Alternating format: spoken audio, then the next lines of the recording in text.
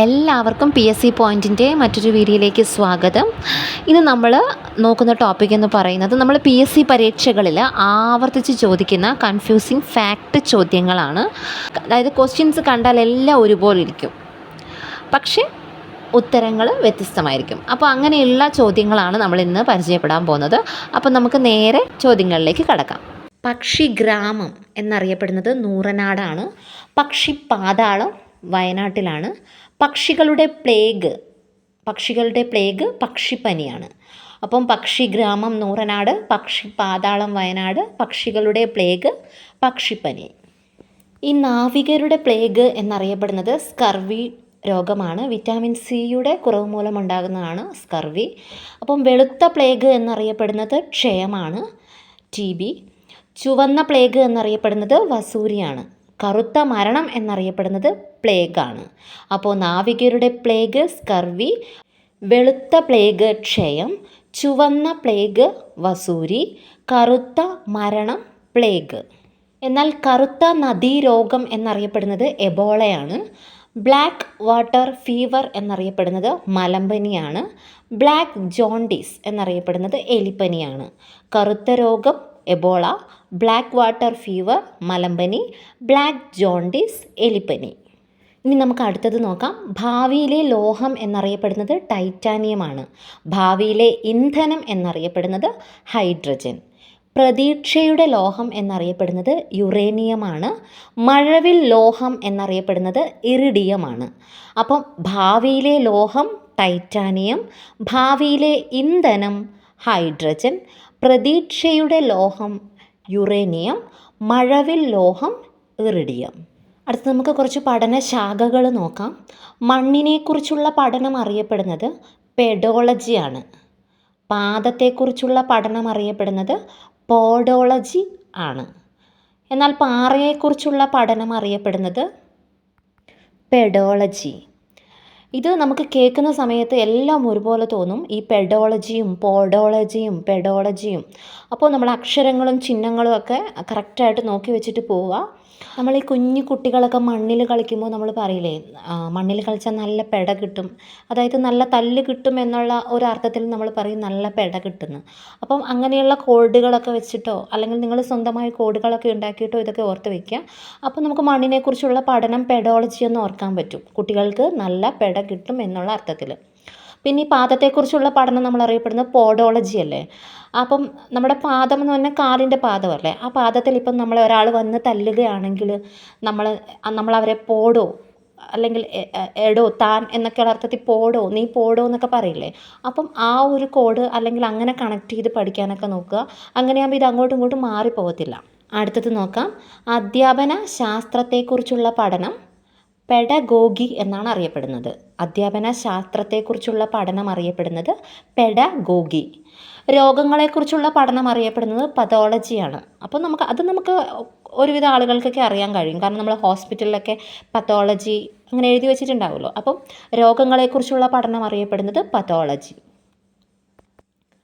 അടുത്തതാണ് നമ്മൾ ചെവിയെക്കുറിച്ചുള്ള പഠനത്തെ അറിയപ്പെടുന്നത് ഓട്ടോളജി എന്നാണ്. ചെവിയെക്കുറിച്ചുള്ള പഠനം അറിയപ്പെടുന്നത് ഓട്ടോളജി. എന്നാൽ അസ്ഥികളെക്കുറിച്ചുള്ള പഠനം അറിയപ്പെടുന്നത് ഓസ്റ്റിയോളജി. അസ്ഥികളെക്കുറിച്ചുള്ള പഠനം അറിയപ്പെടുന്നത് ഓസ്റ്റിയോളജി.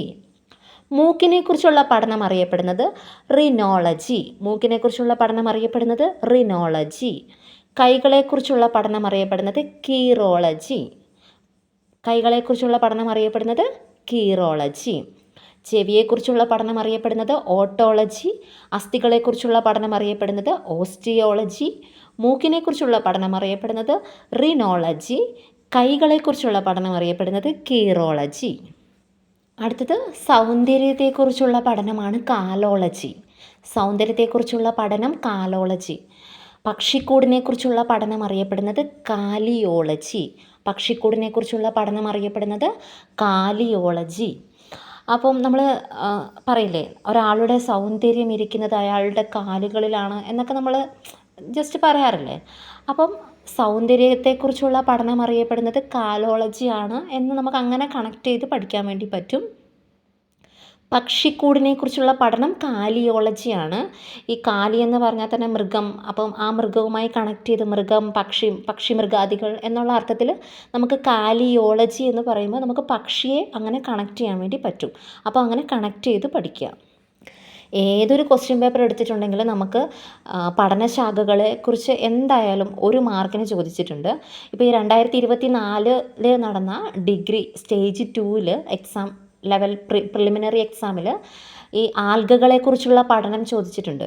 അപ്പം ആൽഗകളെക്കുറിച്ചുള്ള പഠനം അറിയപ്പെടുന്നത് ഫൈക്കോളജിയാണ്. പരിസ്ഥിതി ശാസ്ത്രത്തെക്കുറിച്ചുള്ള പഠനം അറിയപ്പെടുന്നത് ഇക്കോളജിയാണ്. അപ്പം ആൽഗകളെക്കുറിച്ചുള്ള പഠനം അറിയപ്പെടുന്നത് ഫൈക്കോളജി, പരിസ്ഥിതി ശാസ്ത്രത്തെക്കുറിച്ചുള്ള പഠനം അറിയപ്പെടുന്നത് ഇക്കോളജി. അതായത് ഈ ഇക്കോസിസ്റ്റം, ജൈവം. അപ്പോൾ നമുക്ക് ആ ഇക്കോളജി നമുക്ക് അങ്ങനെ ഓർത്തിരിക്കാൻ വേണ്ടി പറ്റും. പരിസ്ഥിതിയുമായി ബന്ധപ്പെട്ടത് ഇക്കോളജി ആണ് എന്നുള്ളത് നമുക്ക് അങ്ങനെ കണക്ട് ചെയ്ത് പഠിക്കാൻ വേണ്ടി പറ്റും. അടുത്തത് വരുന്നത് കോശങ്ങളെക്കുറിച്ചുള്ള പഠനമാണ്. കോശങ്ങളെക്കുറിച്ചുള്ള പഠനം അറിയപ്പെടുന്നത് സൈറ്റോളജിയാണ്. കോശങ്ങളെക്കുറിച്ചുള്ള പഠനം അറിയപ്പെടുന്നത് സൈറ്റോളജി. എന്നാൽ കലകളെക്കുറിച്ചുള്ള പഠനം അറിയപ്പെടുന്നത് ഹിസ്റ്റോളജി. കലകളെക്കുറിച്ചുള്ള പഠനം അറിയപ്പെടുന്നത് ഹിസ്റ്റോളജി. ആൽഗകളെക്കുറിച്ചുള്ള പഠനം ഫൈക്കോളജി.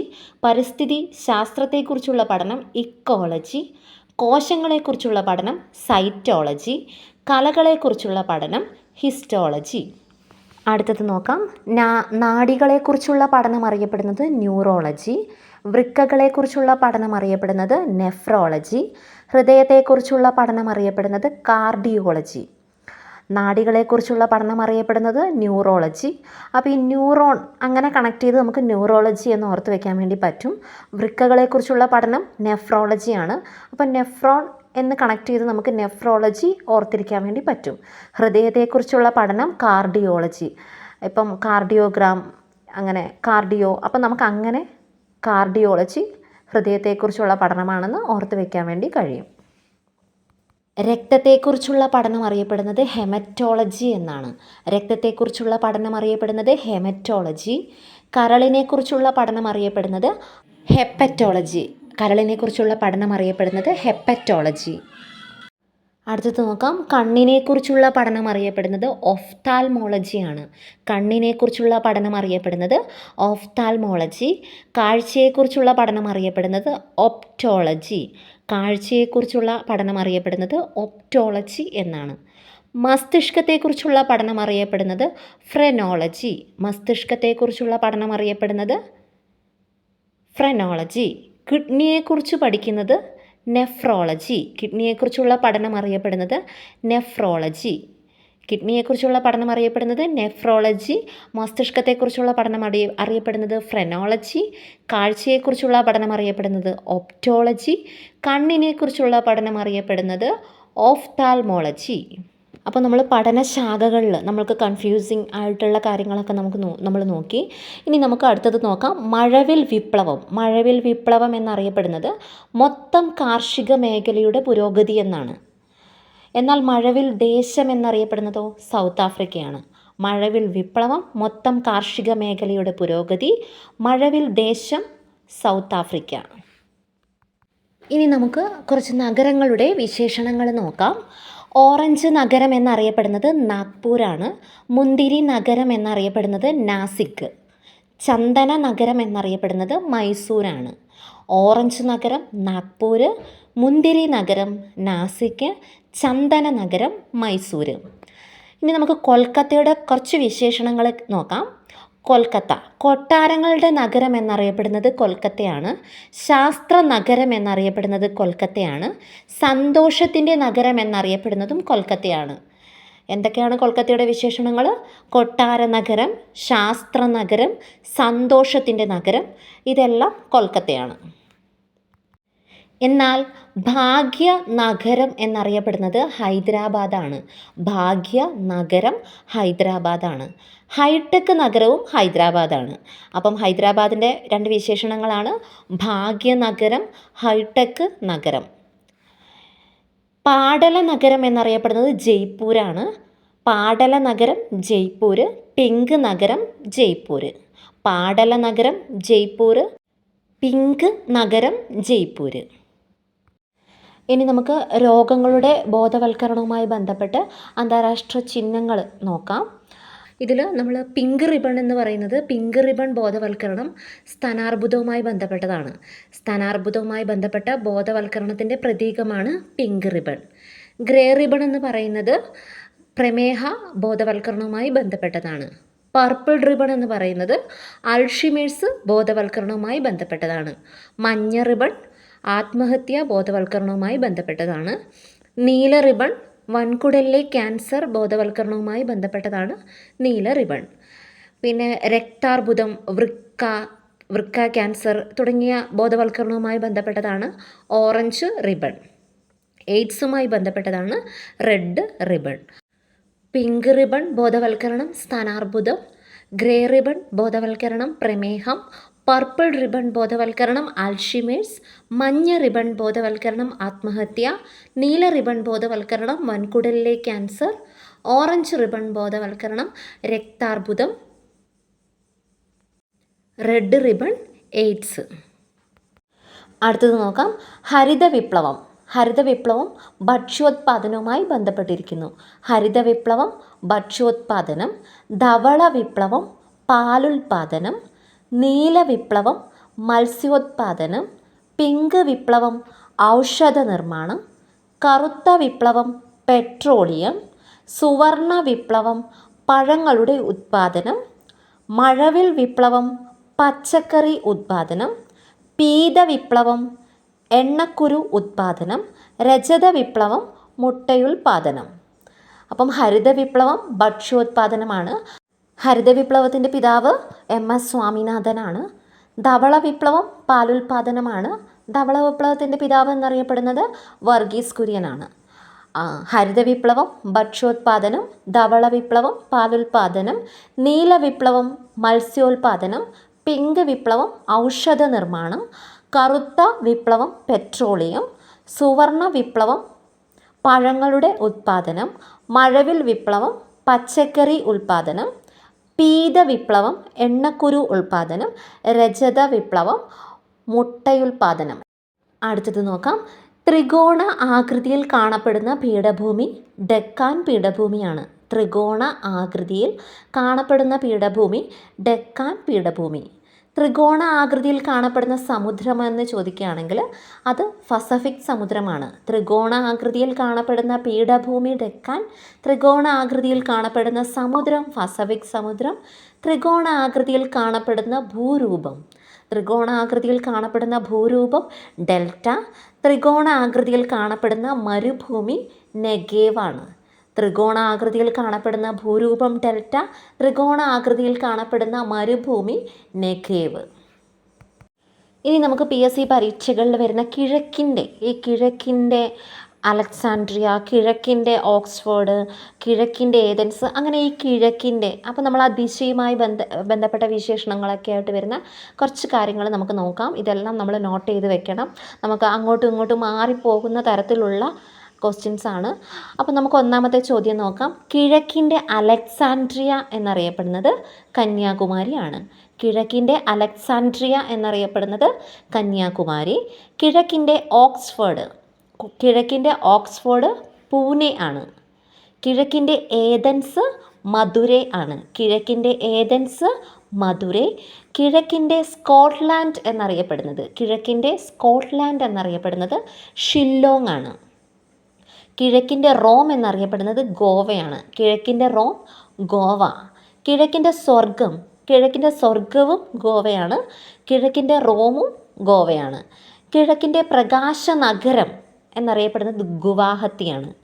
അപ്പം കിഴക്കുമായി ബന്ധപ്പെട്ട കാര്യങ്ങളൊക്കെ മാറിപ്പോവാതെ നോക്കി വയ്ക്കുക. കിഴക്കിൻ്റെ അലക്സാൻഡ്രിയ കന്യാകുമാരി, കിഴക്കിൻ്റെ ഓക്സ്ഫോർഡ് പൂനെ, കിഴക്കിൻ്റെ ഏതൻസ് മധുരൈ, കിഴക്കിൻ്റെ സ്കോട്ട്ലാൻഡ് ഷില്ലോങ്, കിഴക്കിൻ്റെ റോം ഗോവ, കിഴക്കിൻ്റെ സ്വർഗം ഗോവ, കിഴക്കിൻ്റെ പ്രകാശ നഗരം ഗുവാഹത്തി. അടുത്തത് നോക്കാം. സുഗന്ധവ്യഞ്ജനങ്ങളുടെ രാജാവ് എന്നറിയപ്പെടുന്നത് കുരുമുളകാണ്. സുഗന്ധവ്യഞ്ജനങ്ങളുടെ രാജാവ് കുരുമുളക്. സുഗന്ധവ്യഞ്ജനങ്ങളുടെ റാണി ഏലമാണ്. സുഗന്ധവ്യഞ്ജനങ്ങളുടെ റാണി ഏലം. സുഗന്ധവ്യഞ്ജനങ്ങളുടെ രാജകുമാരി വാനിലയാണ്. സുഗന്ധവ്യഞ്ജനങ്ങളുടെ രാജകുമാരി വാനിലയാണ്. അപ്പോൾ നമുക്കിതൊക്കെ ഓർത്ത് വെക്കാൻ വേണ്ടി നമുക്ക് എന്തെങ്കിലുമൊക്കെ ആയിട്ട് ഇങ്ങനെ കണക്ട് ചെയ്തൊക്കെ പഠിച്ചാൽ നമ്മളുടെ മനസ്സിലിരിക്കും. അല്ല ഇത് അങ്ങോട്ടും ഇങ്ങോട്ടൊക്കെ നമുക്ക് മാറിപ്പോവും. അപ്പോൾ നമ്മൾ കഥകളിലൊക്കെ വായിച്ചിട്ടില്ലേ, രാജാവിൻ്റെയും റാണിയുടെയും മകളാണ് രാജകുമാരി, അങ്ങനെയൊക്കെ ഇല്ലേ. അപ്പോൾ നമ്മൾ രാജാവിനെ കുരുമുളകായിട്ടും റാണിയെ ഏലമായിട്ടൊക്കെ ഒന്ന് സങ്കല്പിച്ചിട്ട് ഈ കുരുമുളകിൻ്റെയും ഏലത്തിൻ്റെയും മകളാണ് വാനില അഥവാ രാജകുമാരി. ഇങ്ങനെ നമ്മൾ എന്തെങ്കിലുമൊക്കെ കണക്ട് ചെയ്ത് പഠിക്കുകയാണെങ്കിൽ നമ്മുടെ മനസ്സിൽ അത് നമുക്ക് പരീക്ഷയ്ക്ക് അത് നമുക്ക് മെമ്മറിയിൽ നമുക്കത് ഓർത്തെടുക്കാൻ വേണ്ടി പറ്റും. അപ്പോൾ എന്തെങ്കിലുമൊക്കെ ഇങ്ങനെ കുറച്ച് എന്തെങ്കിലുമൊക്കെ ആയിട്ട് കണക്ട് ചെയ്തൊക്കെ ഇങ്ങനെ കോഡുകളൊക്കെ നമ്മൾ സ്വയം ഉണ്ടാക്കുക, അല്ലെങ്കിൽ അങ്ങനെയൊക്കെ കണക്ട് ചെയ്ത് വെച്ച് പഠിക്കുക. അങ്ങനെയാകുമ്പോൾ അത് അങ്ങോട്ടും ഇങ്ങോട്ടും മാറിപ്പോകത്തില്ല.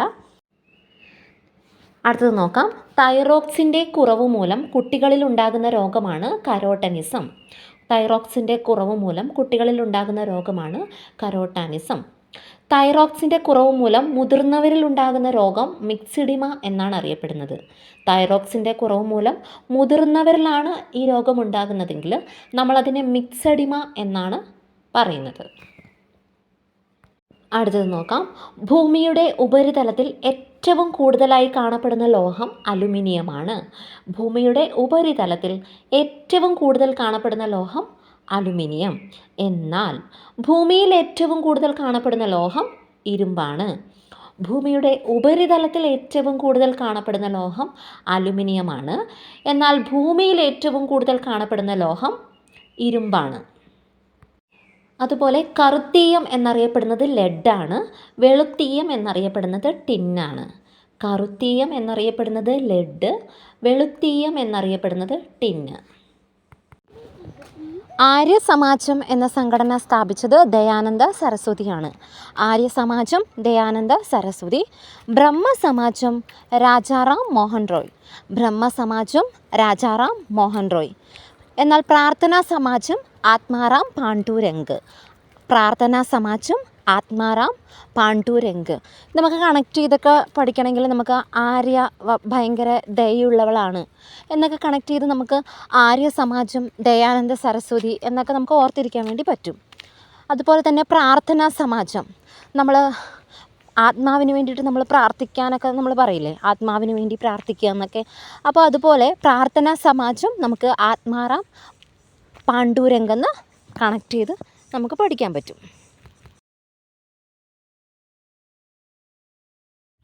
സ്വർഗത്തിലെ ആപ്പിൾ എന്നറിയപ്പെടുന്നത് നേന്ത്രപ്പഴമാണ്. സ്വർഗത്തിലെ ആപ്പിൾ നേന്ത്രപ്പഴമാണ്. എന്നാൽ സ്വർഗീയ ഫലം എന്നറിയപ്പെടുന്നത് കൈതച്ചക്കയാണ്, പൈനാപ്പിൾ. സ്വർഗീയ ഫലം പൈനാപ്പിളാണ്. ഇനി നമുക്ക് അടുത്തത് നോക്കാം. തലച്ചോറിലെ രക്തക്കുഴലുകളിൽ രക്തം കട്ട പിടിക്കുന്ന അവസ്ഥയാണ് സെറിബ്രൽ ത്രോംബോസിസ്.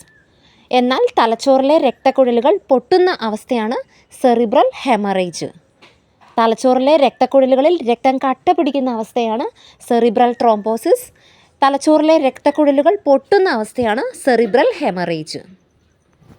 ഇനി അടുത്തത് നോക്കാം. സെർവൻസ് ഓഫ് ഇന്ത്യ സ്ഥാപിച്ചത് ഗോപാലകൃഷ്ണ ഗോഖലെയാണ്. സെർവൻസ് ഓഫ് ഇന്ത്യ സ്ഥാപിച്ചത് ഗോപാലകൃഷ്ണ ഗോഖലെ. എന്നാൽ സെർവൻസ് ഓഫ് ഗോഡ് സ്ഥാപിച്ചത് ഖാൻ അബ്ദുൾ ഗാഫർ ഖാൻ.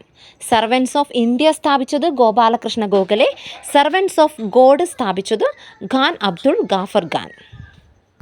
അടുത്തത് പഴങ്ങളുടെ രാജാവ് എന്നറിയപ്പെടുന്നത് മാമ്പഴമാണ്. പഴങ്ങളുടെ രാജാവ് മാമ്പഴം.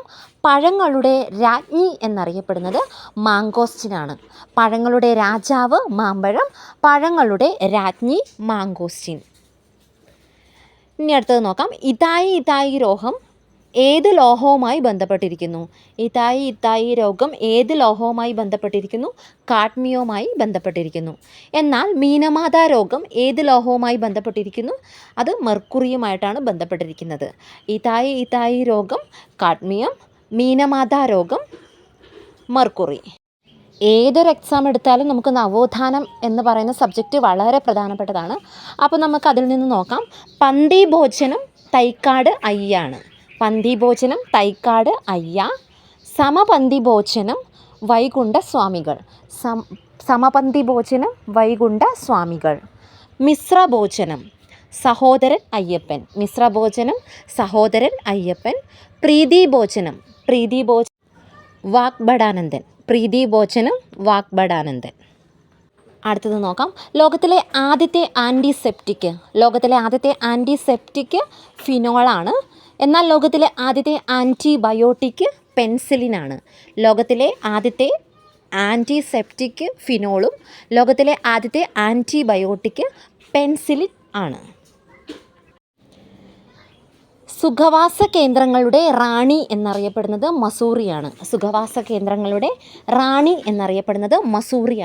എന്നാൽ സുഖവാസ കേന്ദ്രങ്ങളുടെ രാജകുമാരി എന്നറിയപ്പെടുന്നത് കൊടൈക്കനാലാണ്.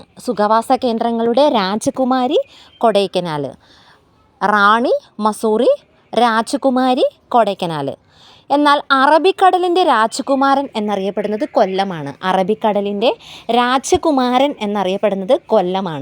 എന്നാൽ അറബിക്കടലിൻ്റെ പുരികക്കൊടി എന്നറിയപ്പെടുന്നത് മാഹിയാണ്.